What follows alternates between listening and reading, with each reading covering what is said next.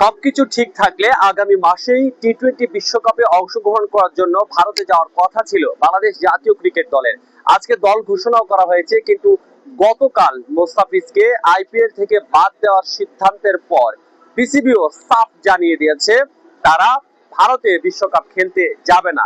এই পরিস্থিতিতে বিপিএল চলছে সিলেটে এবং এখানকার দর্শকরা আসলে এই ব্যাপারটি নিয়ে ঠিক কি ভাবছেন সেটাই আজকে আমরা জেনে নেব। আমরা সেটা চাই যাতে বাংলাদেশের যত প্লেয়ার আছে ওরা কখনো যেন ইন্ডিয়ার মাটিতে না যায়। দ্যাটস ওয়াই বাংলাদেশের টি-20 ওয়ার্ল্ড কাপ মানে ইন্ডিয়াতে, তো বাংলাদেশের যতটা ম্যাচ আছে সবগুলো ম্যাচ যদি শ্রীলঙ্কাতে, আমরা হ্যাপি। আমরা চাই না যে ইন্ডিয়ার সাথে আমাদের কোনো প্লেয়ার যাক, তো এখানে কিছু হোক।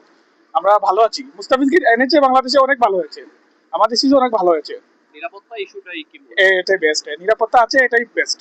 ওইখানে যাওয়াটা নিরাপত্তা না, এটা মুস্তাফিজের জন্য ভালো, আমাদের জন্যই ভালো।